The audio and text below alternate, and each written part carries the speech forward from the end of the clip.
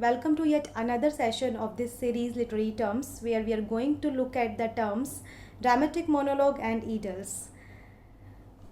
Let's start with dramatic monologue. As per its definition, it is a poetic form or a poem that presents a speech or conversation of a person in a dramatic manner. After this statement, we can say that dramatic monologue is a poem written in a speech form. And to understand it better, let's have a look on the common features which this particular art form displays. First one, a single person delivering a speech. The very statement suggests that it is a one-way conversation. And if we see this word monologue, and if we decode it, then mono means single or one, and log is something related to speaking or speaker. That means the one speaker. There is only one speaker who speaks or who delivers a speech. So that is the first characteristic of this art form. Second one, interacts with one or more other people. That means that this single person addresses the audience, then that conveys that there is a supposed audience in it. But we come to know about the audience, what they say or do, by the clues given by this single speaker. Third one is speaker reveals his temperament and character only through his speech. So what it conveys is that whenever we read any dramatic monologue, we'll find that in the very beginning, the speaker, our supposed speaker, the only single speaker, is caught in such a situation that he is in a state of emotional intensity, and in such an emotional temperament he delivers his ideas or thoughts. And while delivering his ideas or thoughts, he reveals such secrets, or he exposes secrets which he doesn't want to, but through his speech the readers gets an idea of the hidden character of his true self. The character himself reveals his true character through his words, which he doesn't want to tell though. So this is such a craftsmanship of this poetic piece, dramatic monologue. Poetic piece, not poetic form, dramatic monologue. So I hope that you have got this third characteristic, that speaker reveals his temperament and character only through his speech. And this is what we find in dramatic monologues, that the speaker itself reveals the true shades of his real character. So overall, if I speak, or if I say these three characteristics in one line, then there is a single person who is delivering a speech and interacting with his audience, and while interacting the speaker is revealing his true character. That is what we understand by this term dramatic monologue. In a dramatic way, dramatic because in a dramatic way, this is a conversational poem set in a dramatic way, and in the process we come to know something hidden or subtext. There are many famous poets who composed many dramatic monologues, but it is this Victorian poet Robert Browning who can be credited for popularizing this term dramatic monologue.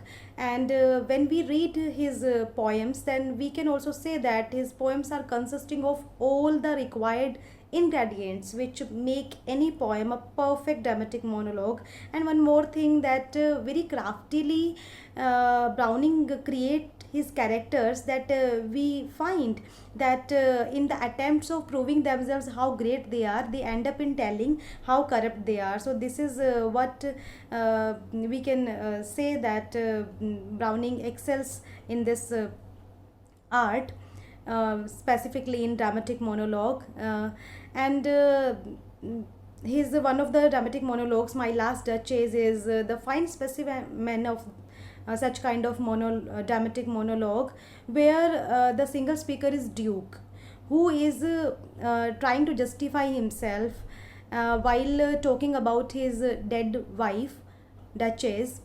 And we see that in the whole poem is shown to us, or the whole story is shown to us through the lens of this duke, which the lens which is set by duke for us. But ultimately we get the subtext, we get the hidden story, the true character, that what sort of women the duchess was, and what sort of man this duke is.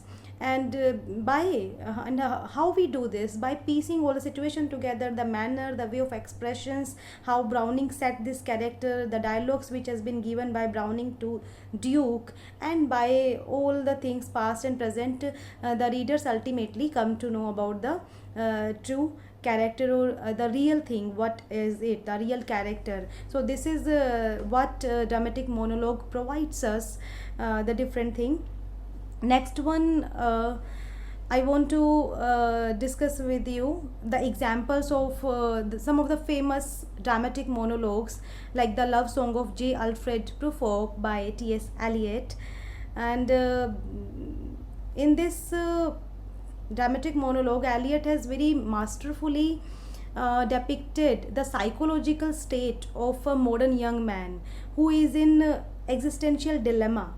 And very, it is a perfect portrayal of someone who is very much caught in his or her own thoughts, specifically in the context of modern time. So I encourage you to read these dramatic monologues which I have written on the screen. Others are Dover Beach by Matthew Arnold, Lady Lazarus by Sylvia Plath, Hawke's Monologue by Ted Hughes. Next we can discuss is Idylls. Idylls, if we see definition, an idyll is a short poem descriptive of life, descriptive of rustic life. It is miswritten. Descriptive of rustic life, written in the style of Theocritus, short pastoral poems, the Idylls. After this definition, we can say that idyll is a short poem.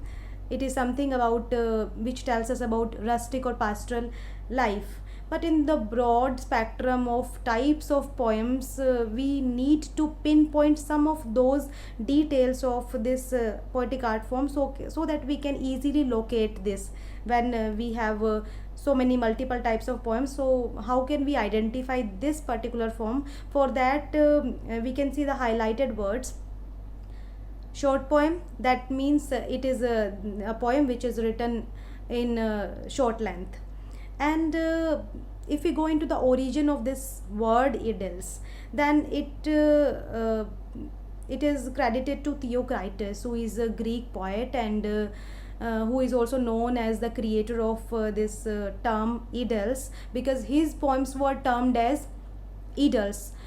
The word Idylls has been originated from this Greek word Idyllia, which means little poems. So I hope that now it is clear to you that what does it mean, Idylls, and it is a little poem, it is a short poem. And the next one, the very different or very distinct thing which Idylls present before us is its description or depiction of the landscape of rustic life, pastoral scene, tranquility of rural life. So such are the features which are attributed to Idylls, like country, pastoral, peaceful, rural. Such are the words which are associated with this term Idylls. We usually come across many Idylls in the history of English literature. Some of the famous Idylls which I have displayed on the screen, like John Milton's Al Allegro and Second Panasseroso. As the very name suggests, that they are in contrast with each other, but the basic thing which connects both of them is their setting. Is their setting about country life, or rustic or rural. It is associated with something like that. And Wordsworth's lines written in March. There are some more Idylls, collection of Idylls like Tennyson's Idylls of the King, Browning's dramatic Idylls, and I encourage you to read about them, because it is very necessary that you must be acknowledged with some of the Idylls, as it is a part of your course. And that's all for today. See you in the next lecture. Thank you for listening.